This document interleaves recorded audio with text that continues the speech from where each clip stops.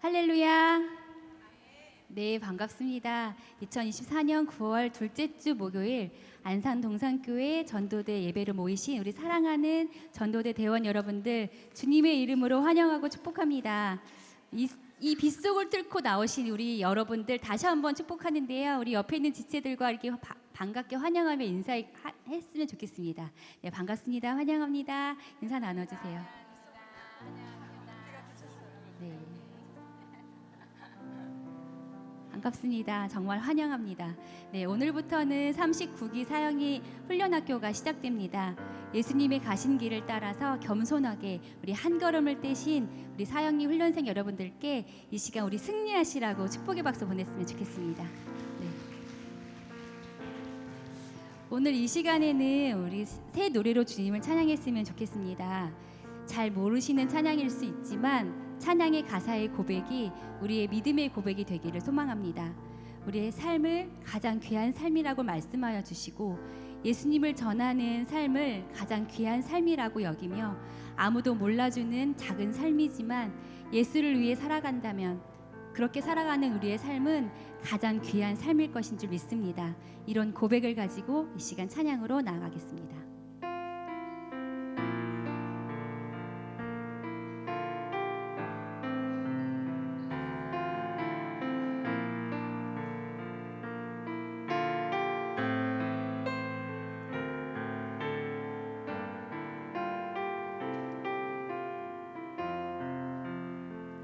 아무도 모르는 삶이라 하여도 스치듯 지나는 삶이라 하여도 후회하지 않고 오늘을 사는 것은 가장 귀한 삶을 알미라. 내가 꿈꾸는 일 이루지 못해도 내가 바라는 것 다 갖지 못해도 낙심하지 않고 오늘을 사는 것은 가장 귀한 삶을 알미라. 내가 복음을 알고 내가 복음을 믿고 내가 복음을 전하며 살아간다면 나의 삶은 가장 귀한 삶이라. 내가 예수를 알고 내가 예수를 믿고 내가 예수를 전하며 살아간다면 나의 삶은 가장 귀한 삶이라. 하나님 독생자 하나님 독생자 예수 그리스도 날 위해 고기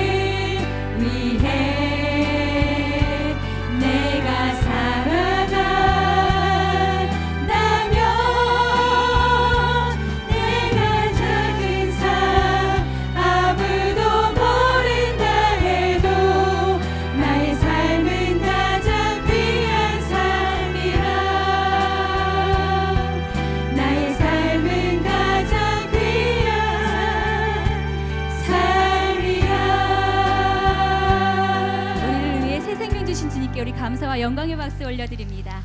아멘. 이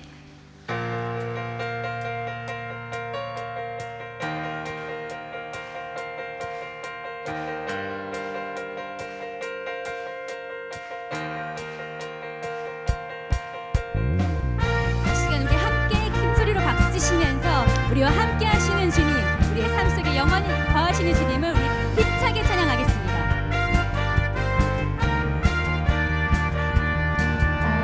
어두운 밤에 캄캄한 밤에 새벽을 찾아 떠난다. 종이 울리고 닭이 울어도 내 눈에는 오직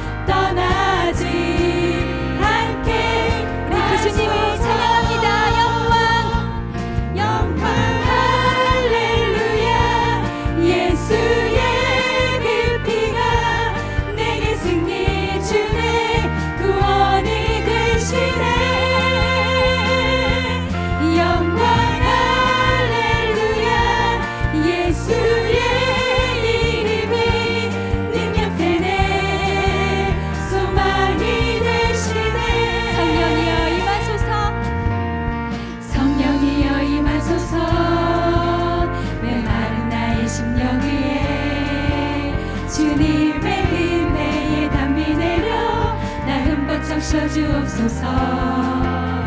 주의 권세 주의 능력 지금 이 시간 임하셔서 악한 권세 모두 깨뜨리고 주님 나라 임하소서. 영광 할렐루야. 예수의 그 피가 내게 생기 주네. 구원이 되시네. 영광 할렐루야. 예수의 이름이 능력되네. 소망이 다시 한번 되시네. 처음부터 찬양합니다. 성령이여 임하소서. 성령이여 임하소서. 메마른 나의 심령 위에 주님의 은혜에 담비 내려 나 흠뻑 적셔주옵소서. 주의 권세 주의 능력 지금 이 시간 임하셔서 악한 권세 모두 깨뜨리고 주님 나라 임하소서. 영광 할렐루야. 예수의 그 피가 내게 생기 주네. 구원이 되시네. 영광 할렐루야. 예수의 이름이 능력되네. 소망이 되시네. 영광 할렐루야. 영광 할렐루야. 예수의 그 피가 내게 생기 주네. 구원이 되시네. 영광 할렐루야. 예수의 이름이 능력되네. 소망이 다시 한번 되시네. 선포합니다. 영광 할렐루야. 영광 할렐루야. 예수의 그 피가 내게 생기 주네. 구원이 되시네. 영광 할렐루야. 예수의 이름이 능력되네. 소망이 되시네. 할렐루야. 우리 주님을 찬양합니다. 아멘.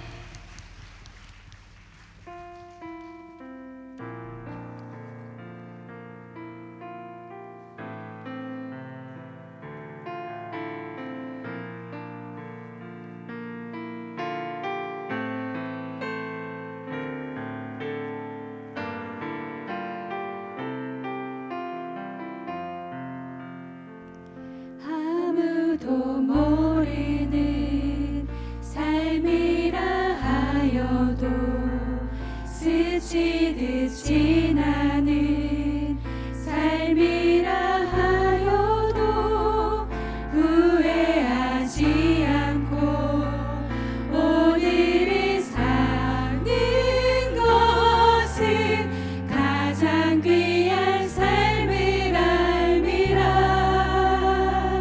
내가 꿈꾸는 일 이루지 못해도 내가 바라는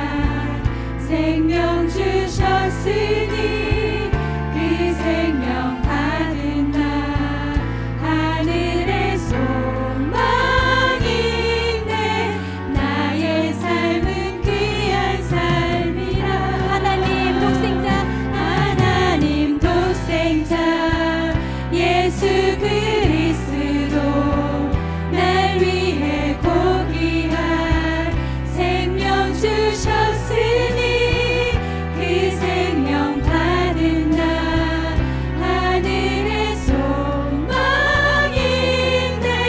나의 삶은 귀한 삶이라 내가 복음을 알고 내가 복음을 믿고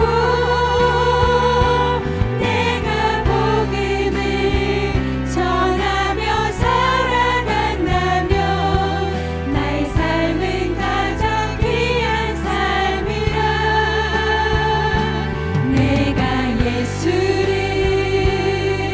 알고 내가 예수를 믿고 내가 예수를 전하며 살아간다면 나의 삶은 가장 귀한 삶이라 내가 예수를 위해 내가 살아간다면 나의 작은 삶 아무도 모른다 해도 나의 삶은 가장 귀한 삶이라 내가 복음을 알고 내가 복음을 알고 내가 복음을 믿고 내가 복음을 전하며 살아간다면 나의 삶은 가장 귀한 삶이라 내가 예수를 알고 내가 예수를 믿고 내가 예수를 전하며 살아간다면 나의 삶은 가장 귀한 삶 주님보다 앞서지 않겠습니다 주님보다 앞서지 않고 겸손하게 주님의 말씀 기다리니 주님 손에 우리 드립니다 사랑으로 인도하소서 주님보다 앞서지 않고 주님보다 앞서지 않고 겸손하게 주님의 말씀 기다리니 주님 손에 우리 드립니다 사랑으로 다시 한번 고백합니다. 주님보다 앞서지 않고 주님보다 앞서지 않고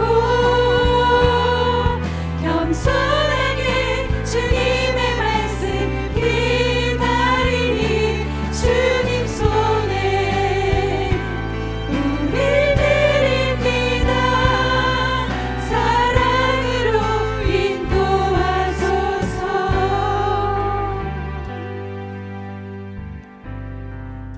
함께 기도합시다. 주님 향한 처음 사랑을 버린 우리 마음을 회개합시다. 성전에 앉아 찬양만 불러도 눈물 흘리며 주님 앞에 기도하며 갈급했던 그때를 기억해 봅시다. 작은 일에도 주님께 묻고 걸었던 그 시간을 기억합시다. 주님께서 우리의 진정한 왕 되어 주십시오. 교구 개편을 준비하는 동산교회가 성령으로 하나 되게 하여 주시옵소서. 거짓과 속임, 혈기와 불평과 원망의 소리가 멈추게 하시고 주님의 새로운 계획하심을 기대하는 교구 개편이 되는 동산교회 되게 하여 주시옵소서. 우리가 교회입니다. 명절을 앞두고 우리는 전국 방방곡곡 교양을 찾을 것입니다. 우리가 움직이는 교회입니다. 나의 삶을 통해 예수님이 보여지게 하여 주시옵소서. 오늘 사역리 39기 훈련생들을 위해서 우리 주님 한번 이름 부르짖고 기도하며 나가겠습니다. 주여 하나님, 주님을 향해 처음 만났던 그 구원의 감격을 회복시켜 주시옵소서. 어느샌가 주님이 아닌 높아진 나의 마음 때문에 주님이 얼마나 아파하고 계실지 우리가 주님의 마음을 돌아보길 없었던 연약한 나였는데 어느샌가 익숙함과 자랑과 또 열심으로 인하여서 높아진 우리의 마음을 주님 앞에 올려드립니다. 주님께서만 왕되어 주셔서 주님이 아니면 우린 아무것도 할 수 없습니다. 겸손한 마음으로 나아가는 처음 마음을 회복시켜 주시옵소서. 내가 이 자리에 선 것도 다 주님의 은혜입니다. 우리가 그 은혜를 잃어버릴 때 주님보다 내가 왕되어 있음을 우리가 봅니다. 하나님, 다시 한번 주님을 만났던 그 구원의 감격을 회복시켜 주셔서 우리가 가는 자리마다 주님께만 높여드리는, 주님만 왕되심을 고백할 수 있는 우리가 되게 하여 주시옵소서. 동산교회를 주님 앞에 올려드립니다. 교구 개편을 통하여서 아버지, 우리가 나누어졌던 마음들이 하나 되길 원합니다. 분리의 영들, 분열의 영들 예수 그리스도의 이름으로 명하노니 떠나갈지어다. 하나됨을 방해하는 모든 악한 영들을 떠나가게 하여 주시고, 우리 입술에 긍정의 입술, 아버지 회복의 입술, 아버지 격려의 입술, 사랑의 입술이 되게 하여 주시옵소서. 아버지, 현상을 바라보고 지적하고 분열하게 하지 않게 하여 주시고, 더 주님 앞에 기도하며 준비하는 아버지 교구 개편이 될 수 있도록 인도하여 주시옵소서. 낮아진 마음으로 서로를 높여드리는 그런 아름다운 동산교회가 되어져 하나님 보시기에 합당한 모습으로 다시 한번 회복되어지는 동산교회가 될 수 있도록 인도하여 주시옵소서. 하나님, 우리를 교회 삼아주신 하나님 감사합니다. 아버지, 고향을 또 찾아갈 때 아버지, 우리의 모습과 우리의 삶을 통해서 오직 예수님만 전달되어지기 원합니다. 오늘도 우리의 전도 현장을 주님께서 우리의 모든 삶을 통해서 아버지, 그들에게 보여줄 수 있는 우리의 삶이 되어지기 원하오니 우리의 입술을 주장하여 주시고 우리의 마음과 생각과 우리의 얼굴 표정까지도 주님께서 다스려 주셔서 이 고향을 찾아갈 때 우리를 통하여서 많은 친척들이 또 주님 앞에 돌아오는 구원의 역사가 우리를 통하여서 일어날 수 있도록 인도하여 주시옵소서. 사연이 39기 훈련생들을 주님 앞에 올려드립니다. 구원의 감격을 가지고 또 하나님 아버지 주님 앞에 전도의 그 사명을 가지고 이 자리에 섰사오니 저들을 주님의 도구로 사용하여 주시고, 오늘도 전도 현장 가운데 나아갈 때 주님께서만 높여 받으시고 우리를 사용하여 주시고 주님의 도구가 되어줄 수 있도록 우리 모두를 사용하여 주시옵소서.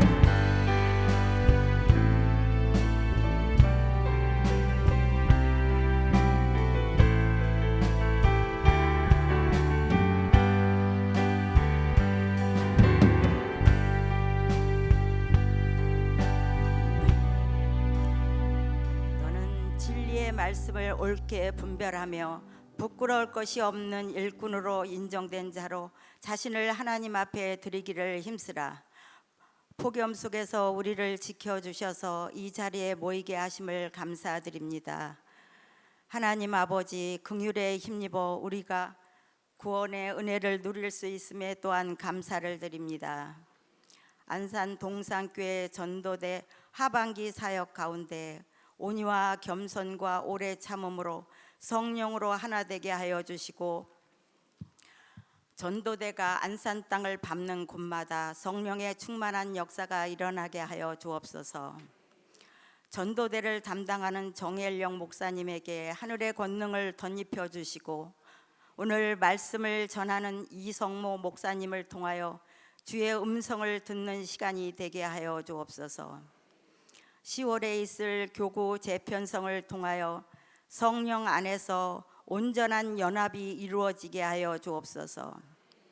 오늘부터 시작되는 사형리의 훈련에 하나님의 풍성한 은혜가 임하길 예수님의 이름으로 기도합니다. 아멘.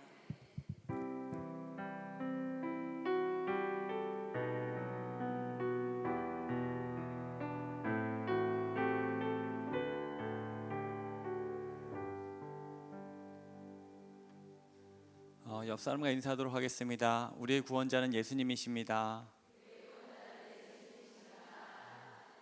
아멘. 한 번 더 인사하도록 하겠습니다. 예수님 너무너무 사랑해요. 오늘 외울 말씀 한번 보도록 하겠습니다. 로마서 5장 8절 말씀입니다. 한번 보시면서 한번 읽어보시면서 또 외워보시면서 해보도록 하겠습니다. 시작. 우리가 아직 죄인 되었을 때 그리스도께서 우리를 위하여 죽으심으로 하나님께서 우리에 대한 자기의 사랑을 확증하셨느니라. 한 번만 더 해보도록 하겠습니다. 로마서 5장 8절 시작. 우리가 아직 죄인 되었을 때 그리스도께서 우리를 위하여 죽으심으로 하나님께서 우리에 대한 자기의 사랑을 확증하셨느니라. 로마서 5장 8절 말씀. 아멘. 오늘 말씀 보도록 하겠습니다. 오늘 말씀은 마가복음 14장 53절에서 65절까지 말씀입니다. 마가복음 14장 53절에서 65절까지 말씀.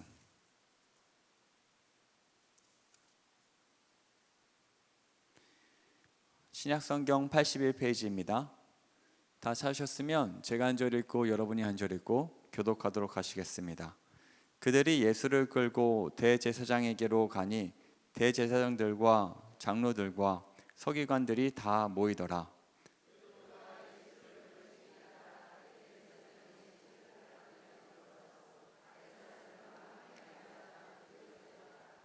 대제사장들과 온 공회가 예수를 죽이려고 그를 칠 증거를 찾되 얻지 못하니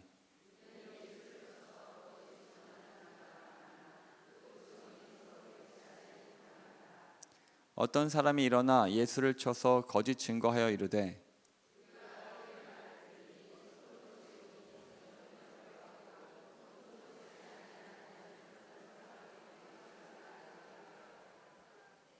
그 증언도 서로 일치하지 않더라.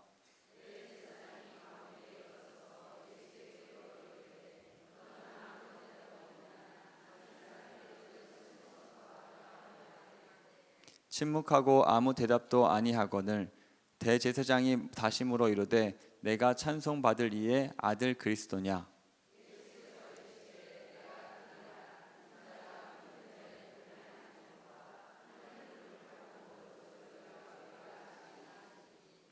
대제사장이 자기 옷을 찢으며 이르되 우리가 어찌 더 증인을 요구하리요?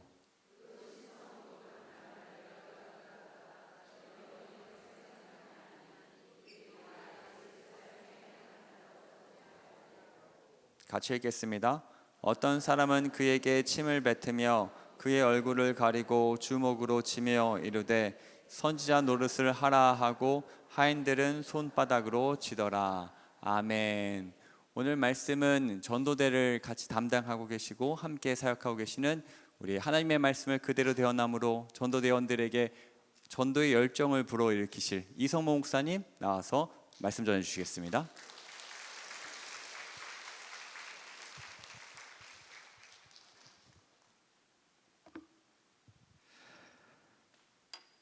네, 재작년이죠. 2022년 1월 11일에 정말 슬픈 사건이 하나 있었습니다. 바로 심정민 소령이라는 분의 이야기인데요. 이분은 공군 전투기 조종사입니다. 이분이 여러 날과 다름없이 훈련을 위해서 전투기에 탑승을 했다고 합니다. 이륙은 정상적으로 이루어졌는데 잠시 후에 양쪽 엔진에 화재 경고등이 떴습니다. 이에 심소령은 긴급 착륙을 위해서 기지로 비행기를 돌렸지만 다른 부분에 또 다른 결함이 생겨서 조종하는 것까지 어려운 상황에 이르렀습니다. 결국 그는 본부에 비행기를 버리고 탈출하겠다고 송신을 한 후에 그만 추락으로 숨을 거두고 말았습니다. 심소령은 왜 탈출을 하지 못했을까요? 공군의 설명에 따르면 이 심소령이 탑승한 전투기는요, 아주 빠르고 쉽고 안전하게 탈출할 수 있는 장치가 되어 있었다고 합니다. 그런데 이분이 탈출하려는 순간 눈앞에 여러 채의 민가가 보였던 거예요. 결국 그는 탈출을 하지 않았고 조종관을 잡은 채 근처 야산에 충돌하고 맙니다. 자기 혼자 살기 위해서 다른 사람들을 죽게 할 수는 없었던 겁니다. 심소령은 탈출하지 못한 것이 아니라 탈출하지 않기로 결정을 하고 전투기와 함께 자신의 생을 마감했다는 겁니다. 나중에 기사를 보니까요, 이분이 예수님을 믿는 신실한 크리스찬이었다고 합니다. 더군다나 이제 결혼한 지 1년밖에 안 된 신혼 부부였다고 해요. 심소령은 죽음 직전의 순간 비행기 조종대를 잡고 어떤 생각을 했을까요? 탈출할 것인가? 죽음을 선택할 것인가? 고민했을 겁니다. 또 이제 갓 결혼해서 행복하게 살고 있는 아내도 생각났을 거고요. 자신이 사랑하는 예수님도 생각이 났을 것 같습니다.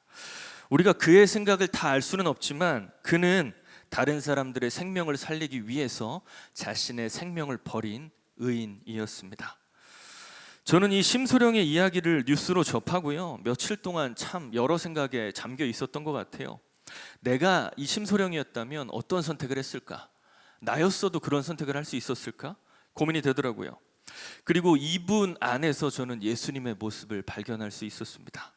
다른 사람들을 위해서, 온 인류를 위해서 자신의 목숨을 바치신 예수님의 모습이 이분 안에 보였어요. 오늘 본문은 우리를 그렇게 구원하신 예수님의 모습입니다. 예수님이 십자가에 달려 죽으시기 전날의 이야기인데요, 온 인류를 구원하실 구원자의 모습이라기에는 너무나도 초라하고 외로운 모습입니다. 다 같이 오늘 말씀을 통해서 구주 예수 그리스도의 은혜와 복음을 깊이 경험하는 시간 되시기를 주님의 이름으로 축원합니다. 오늘 본문은 마가복음입니다. 마가복음은요, 마가라는 사람이 썼습니다. 이 마가복음의 별명이 있는데요, 바로 베드로 복음입니다. 왜냐하면 이 마가가요, 베드로의 수행원이자 서기관이었습니다. 그러니까 오늘날로 치면 비서 역할을 하는 사람이었던 거죠. 이 마가가 베드로의 비서 역할을 하면서 베드로에게 들은 증언을 토대로 작성한 게 바로 이 마가복음입니다. 그래서 많은 학자들은 이 마가복음을 베드로복음이라고도 부릅니다. 오늘 말씀을 같이 볼 때요, 우리 모두 베드로가 되어서 같이 오늘 말씀을 살펴봤으면 좋겠습니다. 앞서 이야기했지만 오늘 본문은요, 예수님이 십자가에 달려 돌아가시기 바로 전날의 이야기입니다. 이날 예수님은요, 자신을 죽이려고 하는 자들에게 잡혀가십니다. 그런데 본문을 보면 예수님 혼자예요. 그렇다면 예수님의 12제자들은 어디서 무엇을 하고 있었던 것일까요? 14장 50절에 나오는데요, 같이 한번 읽어보겠습니다. 시작. 제자들이 다 예수를 버리고 도망하니라. 예수님과 함께 3년 반을 함께 살면서 가르침도 받고 제자 훈련도 받은 12제자들이요, 예수님께서 붙잡히시자 일순간에 모두 예수님을 버리고 도망갑니다. 그렇게 예수님께서 홀로 잡혀가시는 장면이 오늘 본문의 시작입니다. 다들 예수님의 수제자이자 제자들의 리더를 바로 잘 아실 겁니다. 바로 베드로죠. 수제자라 그런 걸까요? 베드로만은 도망갔다가 다시 돌아옵니다. 오늘 본문 54절인데요, 제가 읽어드리겠습니다. 베드로가 예수를 멀찍이 따라 대제사장의 집들 안까지 들어가서 아랫사람들과 함께 앉아 불을 쬐더라. 베드로가 예수님을 보기 위해서 돌아왔습니다. 마태복음에 보면 예수님의 결말을 보기 위해서 돌아왔다고 언급을 합니다. 베드로는 도망갔다가 과연 예수님이 어떻게 되실지 궁금한 거예요. 그래서 다시 예수님의 마지막을 보기 위해 돌아왔다는 겁니다. 이제는 철저하게 베드로의 시선입니다. 베드로가 자신이 본 것, 경험한 것들을 이야기하기 시작합니다. 만약 베드로가 입을 다물고 있었다면, 아무한테도 얘기하지 않았다면 그 누구도 몰랐을 이야기라는 겁니다. 대제사장들, 서기관들, 장로들로 대표되는 종교 지도자들은요, 예수님을 죽이려고 합니다. 온갖 수단과 방법을 가리지 않고 어떻게 해서든 이 예수에게 사형 선고를 내리게 해서 죽이고 싶어 한다는 거예요. 그렇게 종교 지도자들이 애를 태우면서 여러 가지들을 시도하는데 다 실패합니다. 결국 마지막으로 회심의 카드 하나를 꺼내는데요, 오늘 본문 61절입니다. 61절 같이 한번 읽어보겠습니다. 시작.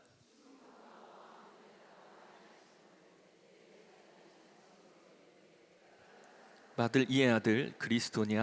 아멘. 대제사장이 당신이 하나님의 아들 그리스도가 맞습니까? 질문을 합니다. 여기서 만약에 예수님께서 맞습니다 하면은 신성 모독죄로 사형 선고를 받을 것이고요, 만약에 저는 그리스도가 아닙니다라고 하면 또다시 아무런 처형할 근거가 없게 됩니다. 예수님을 죽이려고 하는 자들이 이제 손에 땀을 쥐면서 예수님의 대답을 기다리고 있는데요, 예수님께서 예스라고 대답을 하시는데 그냥 예스 정도가 아닙니다. 이 대답이 종교 지도자들의 속을 뒤집고요, 분노하게 만드는데요, 오늘 본문 62절입니다. 62절 한 번 더 읽어보겠습니다. 시작. 예수께서 이르시되 내가 그니라. 인자가 권능자의 우편에 앉은 것과 하늘 구름을 타고 오는 것을 너희가 보리라 하시니. 아멘. 아마도 종교 지도자들은 네 맞습니다 정도의 대답을 기대했던 것 같아요. 그러면 이들은 신성 모독죄를 적용하고 사형 받게 하면 됩니다. 그러면 끝이에요. 그런데 예수님이요, 내가 그니라라고 대답을 하십니다. 이 말이 우리가 보기에는 별거 아닌 것 같지만 종교 지도자들이 보기에는 엄청난 분노를 일으키는 대답이었다는 거예요. 이 내가 그니라라는 말은요, 영어로 하면 I am입니다. 그러니까 직역하면 나다라는 말이죠. 이 말을 듣고 종교 지도자들이 분노하는데요. 왜냐하면 이 말은요, 구약 성경에서 하나님께서 스스로를 지칭하실 때 썼던 말입니다. 그 말을 지금 예수님이 그대로 하고 계시다는 거예요. 출애굽기 3장에 보면 모세가 하나님 앞에 질문을 합니다. 하나님께서 모세를 통해서 이스라엘 백성들을 구원하시겠다고 말씀하세요. 근데 모세가 이렇게 하나님께 물어봅니다. 하나님, 알겠습니다. 제가 이스라엘 백성들을 이끌어 볼게요. 근데 애굽의 바로 왕이 그 하나님이 누구냐고 물어보면 제가 뭐라고 대답을 하면 되겠습니까? 이렇게 하나님께 여쭤봅니다. 그때 하나님께서 하신 대답이요, 개역개정에 보면 나는 스스로 있는 자이니라 이렇게 말씀하시고요, 세번역으로 보면 내가 그니라라고 대답을 하세요. 영어로 I am입니다. 하나님이 자신 스스로를 설명하실 때 했던 말이 바로 내가 그니라라는 말입니다. 지금 예수님께서 이 말을 스스로에게 적용하고 계신 거예요. 바꿔 말하면 예수님께서 내가 그 하나님이다 라고 말하고 계시다는 겁니다. 이 말을 듣고 나서 이제 종교 지도자들이 뚜껑이 열린 겁니다. 그리고 예수님에게 사형 선고를 내리고 침을 뱉고 눈을 가린 다음에 예수님을 주먹으로 때리고 조롱하기 시작합니다. 여러분, 마가복음을 보면요, 마가복음 처음부터 계속 흘러가는 게요, 메시아 기밀 사상입니다. 예수님이 절대 자신이 메시아라고 말씀하지 않으세요. 제자들에게도 내가 어디 가서 그리스도라고 절대 말하지 말라고 신신당부를 하십니다. 근데 이제부터 예수님이 당당하게 말씀하십니다. 내가 그리스도고 내가 하나님이다 라고 말씀을 하세요. 예수님의 때가 왔기 때문입니다. 십자가에 달리실 때가 왔기 때문에 이제 예수님은 당당하게 내가 하나님의 아들이고 내가 너희를 구원자 그리스도라고 말씀하시는 거예요. 여기까지가 오늘 본문에 나오는 예수님의 모습입니다. 예수님은요, 당당하게 의연하게 죽음의 길을, 십자가의 길을, 구원의 길을 가고 계십니다. 그렇다면 우리가 처음에 봤던 베드로, 예수님의 마지막을 보기 위해 왔던 수제자 베드로는 과연 무엇을 하고 있을까요? 베드로는요, 본문을 보면 이 모든 걸 다 지켜보고 있었습니다. 그런데 베드로는요, 엄청나게 겁에 질려 있습니다.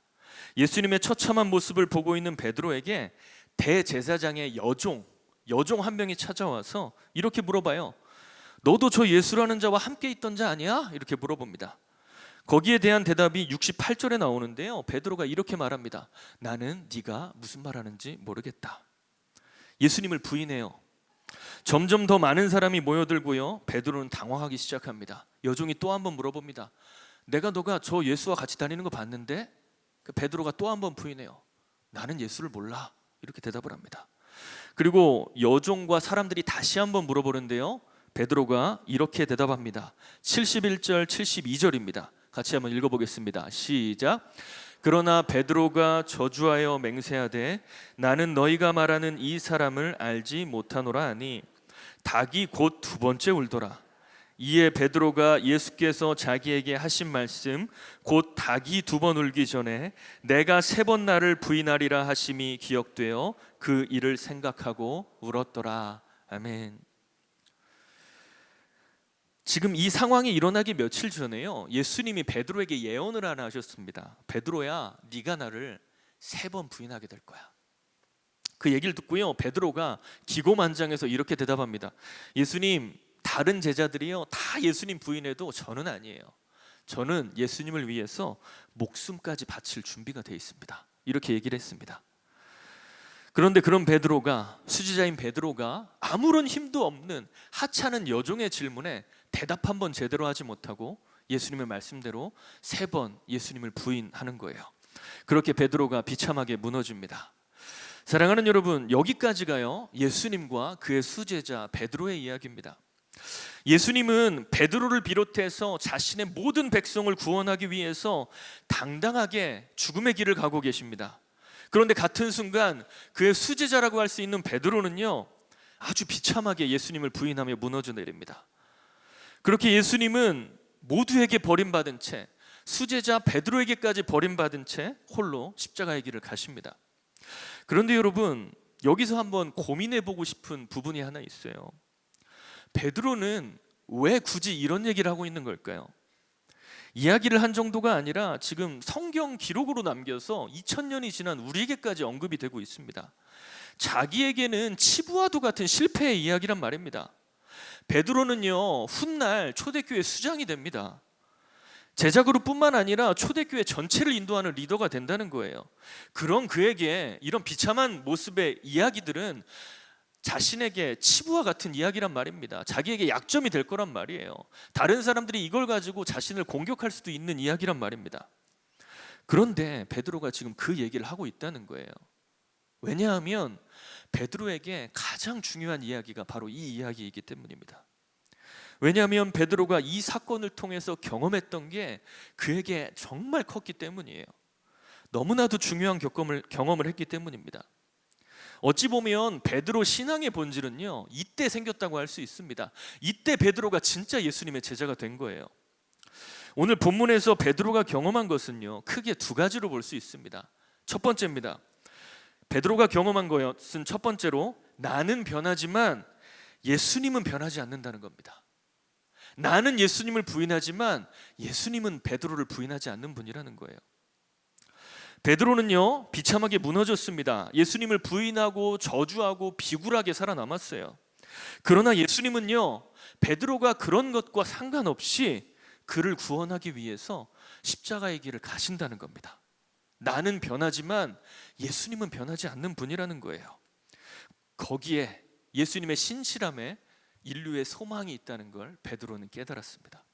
사랑하는 여러분, 한번 생각해 보십시오. 만약에 예수님이 베드로의 모습을 보고 이렇게 생각하셨다면 어땠을까요? 베드로, 감히 네가 날 버려? 내가 너 같은 놈을 위해 십자가를 져야 돼? 나도 안 질래.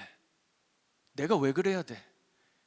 이렇게 하셨다면요, 베드로의 구원은 없는 거고요, 오늘날 우리의 구원도 없는 겁니다.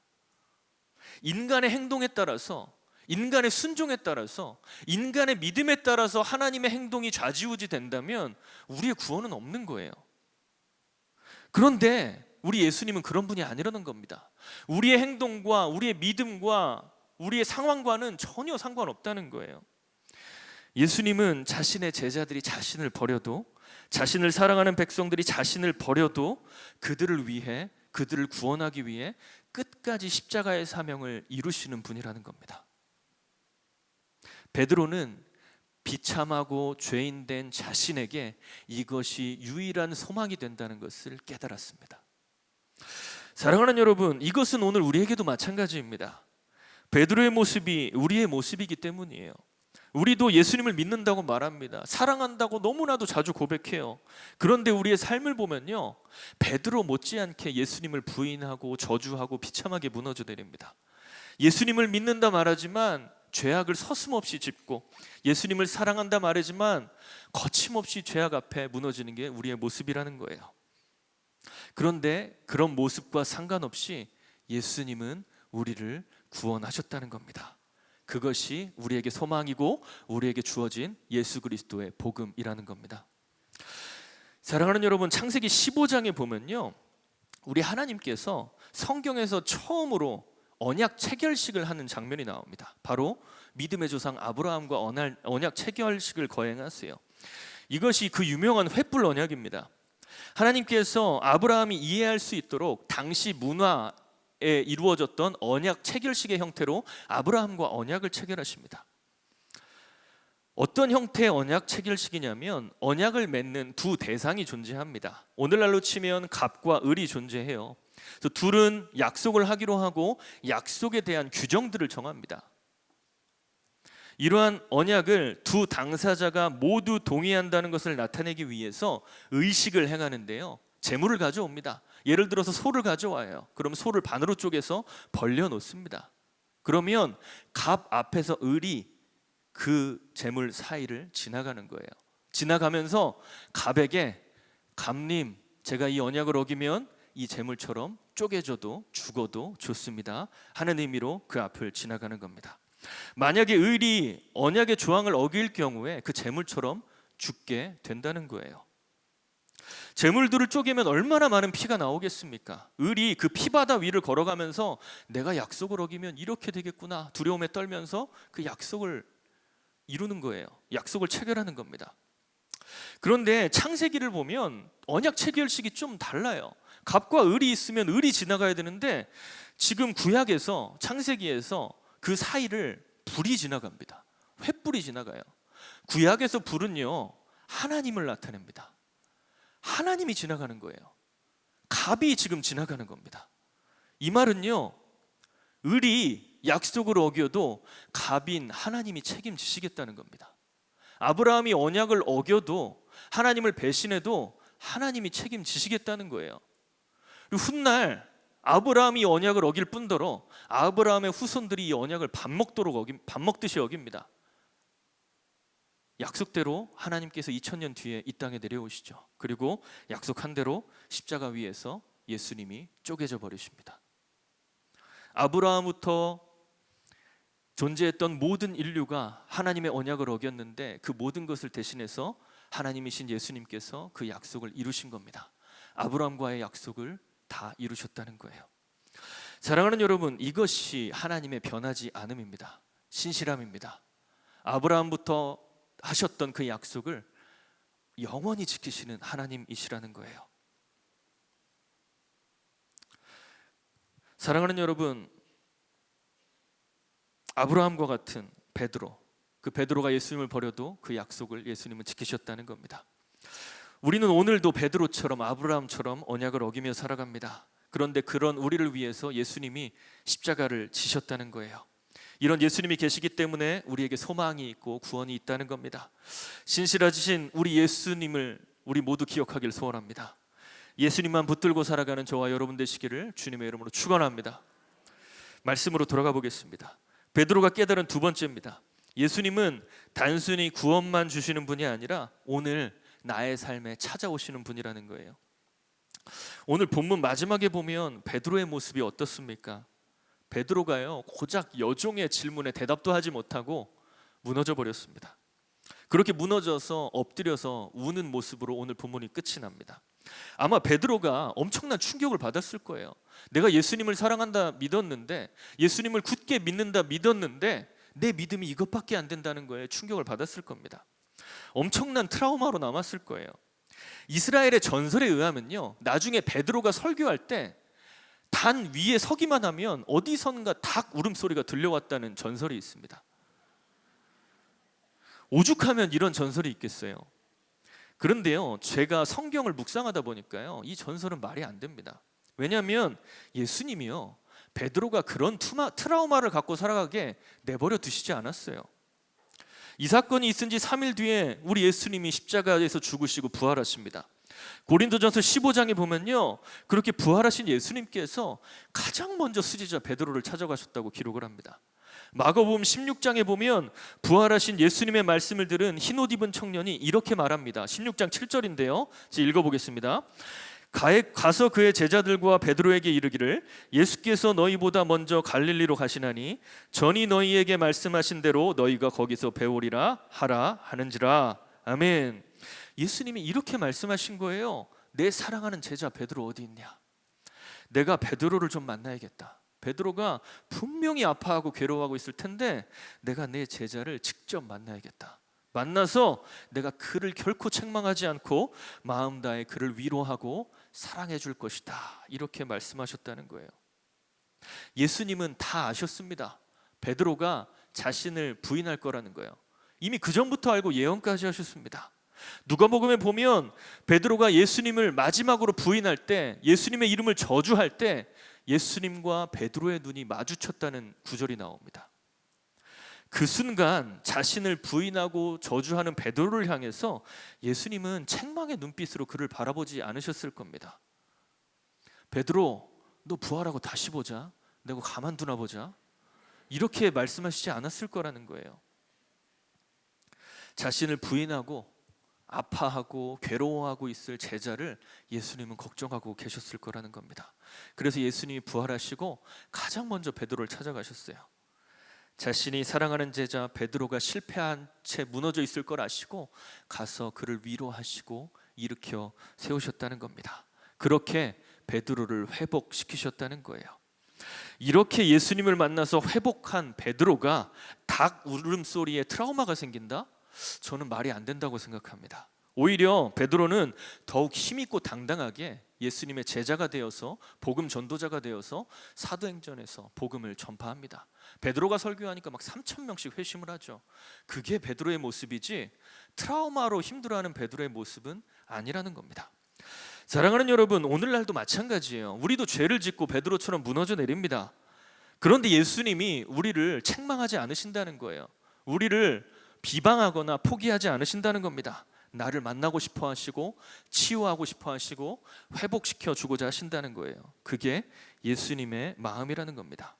때로는 내가 예수님을 믿지 않는 자처럼 그분을 부인하고 너무나 쉽게 죄를 지으며 살아가지만 그분은 결코 우리를 포기하지 않고 결코 우리를 책망하지 않는 분이라는 겁니다. 그분을 믿으며 살아가는 저와 여러분 되길 주의 이름으로 축원합니다. 사랑하는 여러분, 제가요 정말 지금도 그렇지만 연약함이 많은 사람입니다. 제가 큰 연약함 중에 하나가요 분노예요. 분노가 많아요. 제가 분노가 어마어마합니다. 특별히 제가 20대 때요 자기 잘못을 인정하지 않는 사람 보면 제가 분노를 참지를 못했습니다. 그래서 청년 시절에 교회 청년부에서 이 분노 때문에 여러 사람들에게 상처를 줬어요. 그런데 어느 날 이대로는 안 되겠다 싶은 거예요. 내 연약함이 주님의 영광을 가리겠다는 생각이 드는 겁니다. 그래서 며칠을 밤새 기도하기 시작했습니다. 그러던 어느 날 하나님께서 생각나게 하신 사건이 하나 있었어요. 저희 아버님이 지금은 교회를 열심히 다니는 안수 집사님이세요. 그런데 제가 어릴 때만 해도 저희 아버님이 알코올 중독이었습니다. 혹시 여기에 알코올 중독자랑 살아본 분 계세요? 생지옥입니다. 진짜 형언할 수가 없어요. 저 얼마 전에 새벽기도 설교를 끝나고 내려와서 기도하는데 한 권사님께서 울면서 오셔서 기도 부탁을 하시더라고요. 목사님, 저희 남편이 알코올 중독입니다. 제가 평생을 괴롭게 살았어요. 남편이 변하질 않아요. 제발 기도해 주세요. 그 얘기를 듣는데 저도 눈물이 나는 거예요. 왜냐면 제가 경험했잖아요.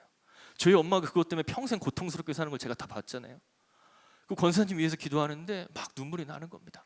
제가 어릴 때요 아버님이 술이 깬 기억이 거의 없어요. 늘 술에 취해 계셨고요. 길바닥에 엎드려 계신 것도 많이 봤고 술에 취해서 칼을 들고 엄마를 죽이겠다고 달려가시는 걸 제가 말린 적도 한두 번이 아닙니다. 제가 어린 시절을 거의 다 그렇게 보냈어요. 그런데 그런 아버님이요 지금 술 담배를 끊고 안수 집사님이 됐습니다. 여러분, 복음은요 중독을 끊게 하는 복음입니다. 복음은요 한 사람의 존재를 변화시키는 복음입니다. 그 복음을 제가 믿고 제가 저희 아버님 보고 교회를 떠났거든요. 엄마가 저렇게 20년을 기도했는데 안 들어주신다면 그건 하나님이 살아계신 게 아니다. 제가 예수님을 부인하고 교회를 떠났었습니다. 근데 제가 우리 아버지가 교회 다니는 걸 보고 하나님이 살아계시는구나. 군대가 제대하고 다시 교회로 돌아왔어요. 여러분, 하나님은 살아계십니다. 우리가 기도하면요 하나님 다 듣고 계십니다. 물론 하나님의 때를 우리는 모르지만 하나님의 때가 되면 반드시 하나님은 역사하십니다. 제가 40년을 살면서 경험했어요. 그걸 믿기를 축원합니다. 근데요 제가 어릴 때 생각난 기억은 뭐냐면 저 고등학생 때 자고 있었어요. 근데 자고 있는데 그날도 여김없이 저희 아버님이 새벽에 술에 취해 들어오셨습니다. 제가 자고 있는데 아버님이 저를 끌어안으시는 거예요, 누워서. 근데 그게 제가 간지러웠던 것 같아요. 그래서 막 발버둥을 쳤습니다, 간지럽다고. 근데 그때부터 아버님이 화가 나셨는지 저를 주먹과 발로 때리기 시작하셨어요. 근데 다음 날 학교를 가야 되지 않습니까? 근데 막 맞으면서 얼굴에 멍이 들으면 내일 학교 못 갈 것 같은데 그래서 얼굴을 막 가렸어요. 그러고 나서 온몸을 주먹과 발로 밟혔습니다. 한참을 맞았는데 이제 아버님이 분이 풀리신 것 같아요. 가시더라고요. 그래서 일어나는데 입과 코에서 피가 막 떨어지기 시작하는 겁니다. 그러니까 몸을 세게 맞으니까 코랑 얼굴은 맞질 않았는데 피가 막 나더라고요. 근데 괜찮았어요. 뭐 남자가 맞을 수도 있죠. 괜찮았습니다. 그게 뭐 상처가 되지 않았어요.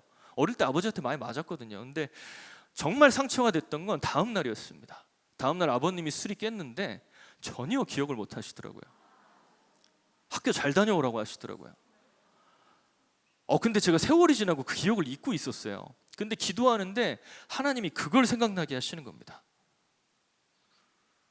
그래서 제가 이것 때문에 내가 사람들이 자신의 잘못을 인정하지 않으면 분노가 치밀어 오르는구나 싶어서 그날부터 그걸 가지고 하나님 앞에 기도하기 시작했습니다. 몇 날 며칠 기도를 하는데 하나님이 이런 말씀을 하시는 것 같더라고요. 성모야, 내가 너를 구원한 십자가는 너만을 위한 게 아니라 너희 아빠를 위한 것이기도 해. 내가 너희 아빠의 연약함을 지고 십자가 위에서 너희 아버지를 구원했다. 이런 마음을 주시는데요, 제 마음에 치유가 일어나더라고요. 제 마음의 상처가 사라지더라고요. 그 다음 날부터요, 그러한 비슷한 일이 일어나도 분노가 올라오지 않더라고요. 마음이 치유가 되니까요, 다른 사람들 때문에 분노하지 않게 되더라고요. 사랑하는 여러분, 예수님은요, 오늘도 우리에게 찾아오시고 우리를 치유하시는 하나님입니다. 우리를 사랑하시고 치유하시고 회복을 주셔서 예수 그리스도를 닮아가게 하시고 그것을 통해 예수님을 드러내게 하시는 분입니다. 그 예수님 안에서 사랑과 치유를 누리시는 저와 여러분 되시기를 주님의 이름으로 축원합니다. 예수님의 사랑을 경험한 베드로는요, 예수님을 위해 자신의 목숨까지 내어 던집니다. 예수님이요, 오늘날 우리를 그렇게 또 다른 베드로로 만들기 원하신다는 거예요. 그 복음 앞에 서서 우리도 베드로와 같이 치유를 경험하고 복음을 전하는 자들이 되기를 주님의 이름으로 축복합니다.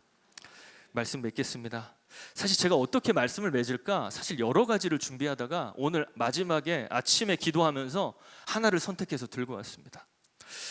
주 5세기 말에 로마 황제는 콘스탄티누스라는 대제예요. 이분이 우리 교회 역사에서 정말 유명한 분입니다. 왜냐하면 로마의 국교를 기독교로 정한 게 이 사람입니다.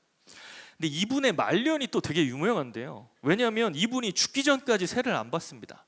왜냐하면 어차피 계속 죄를 짓고 살 거니까 세례 마지막에 받겠다는 거예요. 마지막에 깔끔하게 모든 죄 사함 받고 천국 가겠다는 겁니다. 여러분, 이 황제의 믿음대로라면 예수님의 복음은요, 천국 가기 위한 티켓 정도밖에 안 됩니다. 근데요, 제가 사역을 오래 하다 보니까요, 이렇게 생각하는 분들이 생각보다 많아요. 예수님 60살 때 믿을 걸. 예수님 70대에서 믿을 걸. 내가 왜 일찍 믿어가지고 이렇게 고생하고 있지? 여러분 어떻게 생각하세요? 그 말이 맞는 말입니까? 아니죠. 그런 복음이라면 진짜 죽기 전에 믿는 게 맞죠. 죽기 전까지 즐기고 싶은 거 다 즐기고 죄도 좀 마음껏 짓다가 마지막에 깔끔하게 용서받고 가는 게 맞죠. 근데 복음은 그게 아니라는 겁니다. 오늘 말씀처럼요, 복음은요, 예수님이 오늘도 나와 함께 하신다는 거예요. 예수님이 오늘도 나에게 복을 베풀어 주시고 나를 치유하시고 회복하신 하나님이라는 겁니다. 그래서 복음은요, 단순히 천국 가는 정도의 복음이 아니라 오늘도 나와 함께 하시는 하나님과 함께 살아가는, 그래서 그분으로부터 오는 복을 누리는 임마누엘의 복음이라는 거예요. 그래서 내 삶이 고난 가운데 있다면 그 예수님과 함께 고난을 뚫고 가는 복음이고요, 내 삶이 축복 가운데 있다면 축복이 배가 되게 하는 복음이라는 겁니다. 그래서 복음은 오늘 이 순간 나와 함께하는 예수님의 복을 누리는 복음이라는 겁니다. 근데 제가 최근에 정말 감명 깊게 읽은 책이 있어요. 엄마의 일기가 하늘에 닿으면이라는 책인데요, 성도님들 꼭 한번 사서 보십시오. 제가 이 책을 읽으면서 얼마나 울었는지 모릅니다. 제가 책 읽으면서 울었던 게 정말 오랜만이에요. 저는 이 책과 전혀 상관이 없습니다. 이 저자도 몰라요. 어떤 한 목사님이 어머니가 치매에 걸리셔서 요양병원에 입원하셨어요. 그래서 엄마의 짐을 정리하다가 발견한 38권의 엄마의 일기를 읽고 감동해서 정리해서 자신의 이야기와 덧붙여서 낸 책이 엄마의 일기가 하늘에 닿으면이라는 책입니다. 이 책을 쓰신 목사님의 어머니는요, 어릴 때부터 가난한 집에서 태어났고 배우지도 못했고 평생을 가난과 고난 속에 살아오신 분입니다. 가난하다고 못 배웠다고 남들에게 무시당하고 심지어 교회에서도 그런 대우를 받는 일들이 많았다고 해요. 그런데 이분이 예수님을 영접하고 늘 1시간 거리에 있는 교회, 섬이라서 중간에 신발, 양말 다 벗고 바다와 강을 건너서 가야 되는 그 교회를 사시사철 늘 다니셨다고 합니다. 새벽기도, 수요예배, 금요철야, 주일예배 빠진 적이 없대요. 심지어 교통사고로 다리 한쪽에 장애까지 생겼는데도 늘 그 다리를 이끌고 교회를 다니셨다고 합니다. 사기를 당해서 빚이 늘어나는데도 시간만 나면 교회 학교 아이들을 섬기고 주변 사람들을 챙기시는 분이었다는 거예요. 이 아들 목사님이 왜 우리 엄마는 굳이 그렇게까지 사셨을까 생각해 보면 답은 이거라고 얘기를 하더라고요. 가난과 고난이 가득했던 어려운 삶에 예수님만이 힘이 되어 주셨다는 거예요. 소망이 되어 주셨다는 겁니다. 기도하지 않으면 버틸 수 없고 예배하지 않으면 살아갈 힘이 없기 때문에 그렇게 죽어라 교회 가서 기도하고 예배를 하셨다는 거예요. 이 가족이 처음 교회를 다니기 시작할 때 주변 이웃들이 엄청난 핍박을 가했다고 합니다. 제가 그 책에 나오는 이 어머니의 일기를 가져왔는데요. 일부 제가 읽어드리겠습니다. 우리는 진심으로 열정을 가지고 교회를 다녔습니다. 그러나 동네 사람들이 우리가 교회 다닌다고 얼마나 핍박했는지 몰라요. 교회 근처에 두 동네가 있었는데 우리 가족만 교회를 다니니 얼마나 이상하게 생각했겠어요. 주일날 우리 세 식구가 교회에 가는 모습을 보며 일하지 않고 교회에 가면 하나님이 밥 먹여주고 하나님이 바다에 가서 김 양식해 주느냐고 소리치며 핍박을 했어요. 한두 명이 아니라 보는 사람마다 핍박했어요. 그래도 우리 식구들은 한 귀로 듣고 한 귀로 흘리고 교회 가는 발걸음을 재촉했어요. 그렇게 교회 가면 그보다 더 좋을 수가 없었어요. 또 다른 일기입니다. 우리가 김양식하면서 빚이 늘어나는 게 소문이 났어요. 사람들은 하나님 믿는 사람이 남보다 많이 잘 되어야 한다고 하는데 어쩌면 저렇게 빚을 지고 사느냐고 말해요. 이게 참 마음이 아팠어요. 저는 교회 갈 때면 자주 한복을 입고 갔어요. 그런데 동네 사람들이 그런 저를 향해 빚은 늘어나고 또 옷만 잘 입고 하나님 앞에 가면 하나님이 빚 갚아주느냐고 조롱하며 핍박했어요. 참 신기하게도 저는 그럴수록 전도할 의욕과 소망이 더 솟아났어요. 그때부터는 열심히 전도에 힘썼어요. 한 영혼에게 복음을 전하기 위해 10번이고 20번이고 찾아갔어요. 갈 때마다 너무 기뻤어요. 이렇게 복음을 전하면 하나님께서 우리 가정뿐만 아니라 우리 섬 사람들도 예수 믿게 해주실 것이라는 믿음에 정말 감사했어요. 결국 이 어머니를 통해서요 70여 명 되는 섬 사람 대부분이 예수님을 영접하고 나중에 교회 권사, 장로까지 다 되었다고 합니다. 뿐만 아니라 옆 마을 사람들까지 교회에 찾아오게 되었다고 해요. 사랑하는 여러분, 복음은요 한 사람을 살리는 복음입니다. 가난과 고난을 뚫게 하는 복음이고요, 온갖 핍박 속에서도 예수를 믿고 예수를 예배하게 하는 복음입니다. 복음으로 살아난 한 사람이 가정을 바꾸고 교회를 바꾸고 지역을 바꿀 수 있습니다. 베드로가 그런 사람이었고요, 이 책에서 말하는 그 어머니가 그런 사람이었습니다. 이 책을 읽으면서 제가 참 많이 반성을 했습니다. 제가 갖고 있는 목사의 직분과 신학적인 지식들이 너무 부끄러웠습니다. 삶으로 살아내지 못한다면 이 목사라는 직분이 무슨 소용이 있고 내가 배웠던 그 모든 신학이 무슨 소용이 있냐는 생각이 들었어요. 이 저자 목사님이 마지막에 이렇게 얘기하더라고요. 우리 엄마의 기도는, 우리 엄마의 일기는 그 어떤 박사 논문보다도 더 신학적이었고 그 어떤 목사님의 설교보다도 더 목회적이었고 그 어떤 기도보다도 영성 깊은 기도였다. 제가 읽으면서 맞다, 정말 맞다, 그런 생각을 했습니다. 사랑하는 여러분, 우리도 이 사람과 같이 주의 복음을 붙들고 복음만을 위해 살아가는 저와 여러분들에게 축복합니다. 그래서 나의 상황과 환경이 어떻든, 내 인생이 어떻든, 내 삶에 고난이 가득했든 전혀 상관없이 그리스도의 복음을 붙들고 그 모든 것을 뚫고 나가서 그리스도께 영광 올려드리는 저와 여러분 되시기를 주님의 이름으로 축원합니다. 이 시간 같이 찬양하겠습니다. 주여 우린 연약합니다 찬양할 텐데요, 같이 우리의 연약함을 주님 앞에 고백하면서 주님의 도우심을 구하면서 같이 기도했으면 좋겠습니다.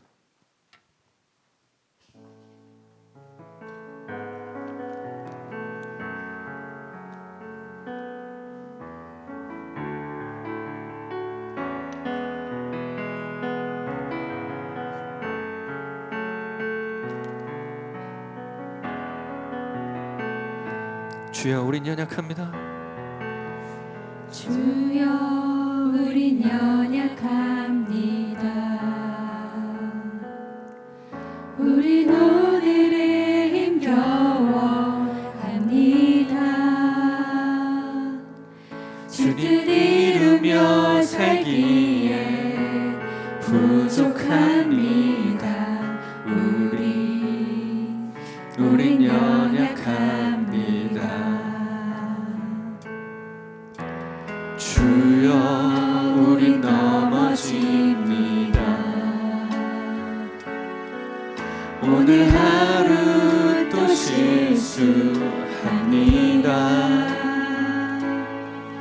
주의 긍휼을 구하는 죄인입니다. 우리 주만 바라봅니다. 한없는 주님의 은혜 온 세상 위에 넘칩니다. 가릴 수 없는 주 영광 온 땅 위에 충만합니다. 주님만 이기리오니 우린 그 길 따라갑니다. 그날에 우리를 이루신 주는 완전합니다. 이 시간 마음 다해서 다시 한번 처음부터 찬양했으면 좋겠습니다. 주여 우린 연약합니다. 주여 우린 연약합니다. 우린 오늘을 힘겨워합니다. 우린 오늘을 힘겨워합니다. 주 뜻 이루며 살기에 부족합니다. 우린 연약합니다. 주여 우린 넘어집니다. 주여 우린 넘어집니다. 오늘 하루 또 실수합니다. 오늘 하루 또 실수합니다. 주의 긍휼을 구하는 죄인입니다.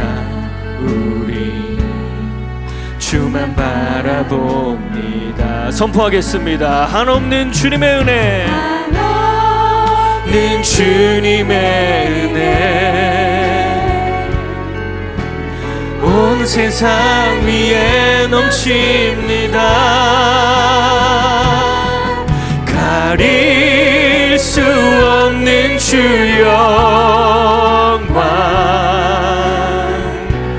온 땅 위에 충만합니다. 주님만 이기리오니 우린 그 길 따라갑니다. 그날에 우리를 이루신 주는 완전합니다. 주님을 찬양합니다. 한없는 주님의 은혜 온 세상 위에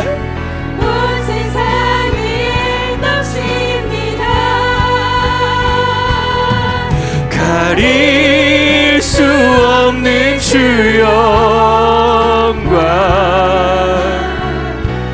온 땅 위에 충만합니다. 주님만 이기리오니 우린 그 길 따라갑니다. 그날에 우리를 이루신 주는 완전합니다. 사랑하는 우리 전도회원 여러분, 오늘 말씀 들으시면서 어떠한 생각이 드셨습니까? 우리 드신 생각을 가지고 우리 하나님 앞에 이렇게 기도했으면 좋겠습니다. 하나님, 이 연약한 자를, 부족한 자를 용서하여 주시옵소서. 용서하여 주시고 베드로에게 찾아가셨던 것처럼 우리에게 찾아오셔서 붙들어 주시고 주께로 인도하여 주시옵소서. 그래서 주의 복음을 더 명확히 아는 자 되게 하시고 그 복음을 경험하게 하시고 그 복음을 경험하여 다른 이들에게 온전히 전하는 주님의 통로, 주님의 복음 전도자 될 수 있도록 주님 우리를 붙들어 주시고 우리를 주께로 인도하여 주시옵소서. 우리 같이 주님 이름 한번 찾고 같이 간절하게 주님 앞에 기도하도록 하겠습니다.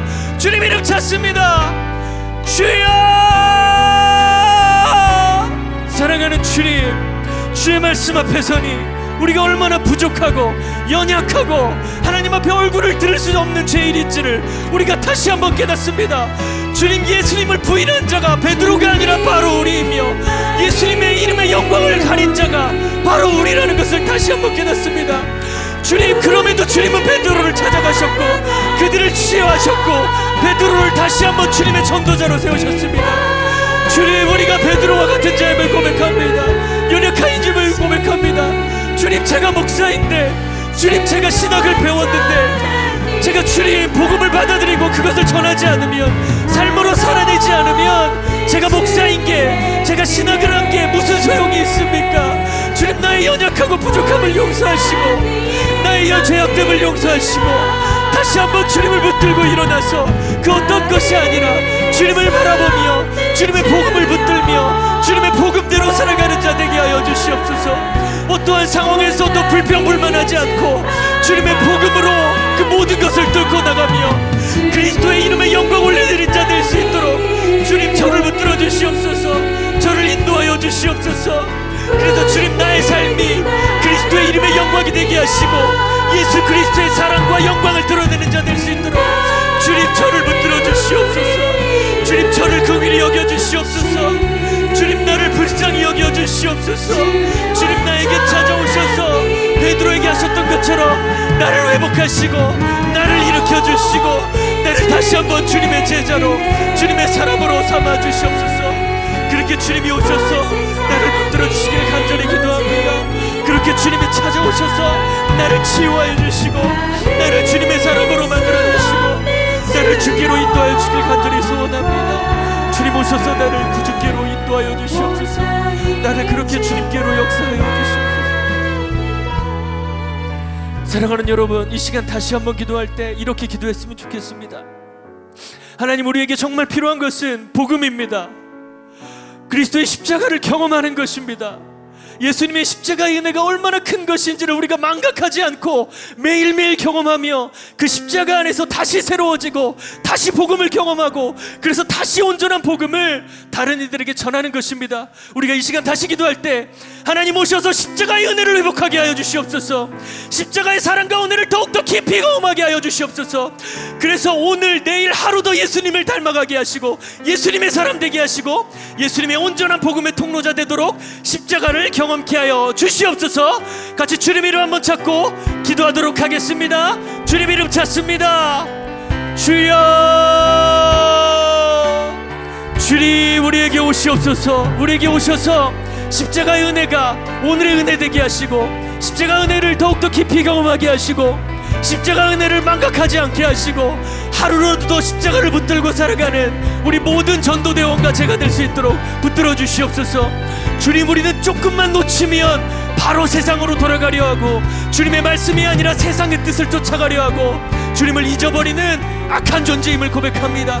주님 오셔서 다시 한번 매일매일 십자가 은혜를 허락하시고 십자가 은혜를 붙들게 하셔서 하루하루를 회복된 십자가 은혜로 살아가는 저와 모든 전도자가 될 수 있도록 붙들어 주시옵소서.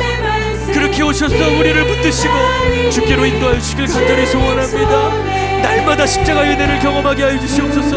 날마다 십자가의 은혜를 부어주시옵소서. 그 십자가의 은혜로 살아가는 우리 모든 전도대원과 제가 되기를 소망하오니 주님, 우리의 간절한 기도를 들으시고 응답하여 주시옵소서.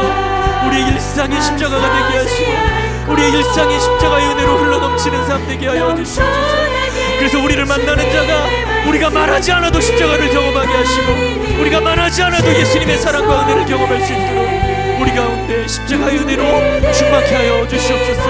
그렇게 역사하실 주님을 찬양합니다. 그렇게 역사하실 주님을 기대합니다. 사랑이 많으신 주님, 주님의 사랑은 끝이 없으며 주님의 구원은 한계가 없음을 주님 앞에 고백합니다. 그리고 그 주님의 구원의 은혜를 찬양합니다. 주님, 우리는 주님 앞에서 얼마나 부족한지요. 주님은 그렇게 모든 사람들이 주님을 버려도 주님은 끝까지 십자가의 길을 가셨음에도 우리는 주님을 자꾸 부인합니다. 주님을 모른 척하고 주님의 은혜를 안 받았던 것처럼 살아갑니다. 주님, 우리의 죄악을 용서하여 주옵소서. 우리의 부족함을 긍휼히 여기시고 불쌍히 여겨 주시옵소서. 그래서 베드로에게 찾아가셨던 것처럼 우리에게 찾아오셔서 우리의 연약함과 부족함을 만져주시고 우리가 주님을 닮아갈 수 있도록 붙들어 주시옵소서. 또한 주님, 그런 연약한 우리에게 매일 십자가의 은혜를 부어주셔서 그 은혜가 모자라지 않게 하시고 그 채워주시는 은혜를 우리가 만나는 모든 사람들에게 전하게 하여 주옵소서. 그래서 우리가 입으로 예수님을 말하지 않아도 우리를 만나는 자들이 우리를 통해 예수님의 사랑을 경험하고 은혜를 경험하는 역사가 일어나기를 소원합니다. 주님, 간절히 소원하오니 찾아오셔서 우리를 통해 예수님을 드러내 주시옵소서. 그래서 간절히 바라옵기는 그러한 우리를 통해 예수님의 이름이 더욱더 높임을 받으며 예수님의 이름에 영광이 올려지기를 간절히 소원합니다. 그래서 주님, 이 땅 가운데 온 열방 가운데 주님만이 왕 되시며 주님만이 높아지시길 간절히 소원하오니 찾아오셔서 이 땅의 모든 것들을 통해 주님 영광과 찬양 받아 주시옵소서. 그렇게 홀로 높임 받으실 예수님을 기대합니다. 존귀하신 예수님의 이름으로 간절히 기도드립니다. 아멘. 이제는 우리를 구원하신 구주 예수 그리스도의 은혜와 그 아들을 보내주신 하나님 아버지의 크신 사랑과 그 모든 것을 우리에게 알게 하시고 적용하시고 구원까지 인도하시는 성령 하나님의 크신 은혜가 그리스도의 복음을 붙들고 어떠한 상황에서도 복음과 함께 상황을 뚫고 나가 복음을 전하고 예수의 이름에 영광 올려드리기를 다짐하는 모든 전도대원들 머리 위에 이제로부터 영원토록 함께 있을지어다. 아멘.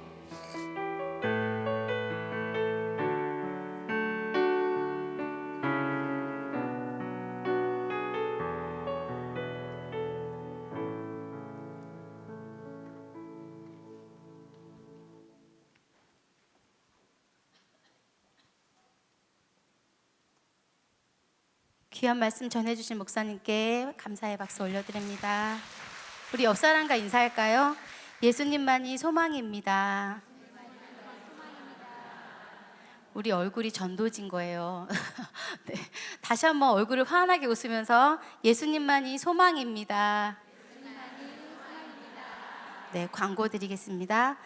오늘은 사형리 훈련 39기 사형리 훈련학교가 시작돼서 식사는 사형리 훈련학교 훈련생들이 먼저 할 겁니다. 이게 어떻게 아시냐면 명찰에 사형리라고 써 있어요.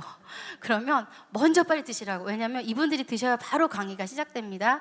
사형리 훈련학교 학생들이 먼저 식사하신 다음에 1대 교구 대원들이 식사하십니다. 1교구부터 4교구까지입니다. 넓은 마음으로 양보해 주세요. 우리 암송 말씀 다시 한번 해보겠습니다. 로마서 5장 8절 시작. 우리가 아직 죄인 되었을 때 그리스도께서 우리를 위하여 죽으심으로 하나님께서 우리에 대한 자기의 사랑을 확증하셨느니라. 로마서 5장 8절 아멘. 결혼 광고 드립니다. 12교구 박남순 권사님의 둘째 딸 보현 양과 종환군의 결혼식이 9월 21일 토요일 오후 4시 AW 컨벤션 안산 6층 파티오 볼륨에서 있습니다. 아름다웠고 행복한 가정 이룰 수 있도록 축하해 주시고 기도해 주세요. 그리고 이제 곧 추석 명절이잖아요. 가족들과 화평하시고 사랑과 은혜가 넘쳐 우리를 통해 예수님의 사랑이 흘러갈 수 있도록 축복하며 기도하며 가족들을 만나셨으면 좋겠고요. 끝나고 나면 19일 날 예배가 있습니다. 명절 지나고 예배가 없는 줄 아셨죠? 있습니다. 그날 꼭 오셔야 돼요. 19일 예배가 있습니까? 없습니까? 네, 총무님들한테 물어보지 마시고 당연히 있다고 생각하시고 오시면 됩니다. 우리 다 같이 일어나셔서 구호 외치고 자, 구호 준비! 나가면 있고 안 나가면 없다. 할렐루야. 아멘.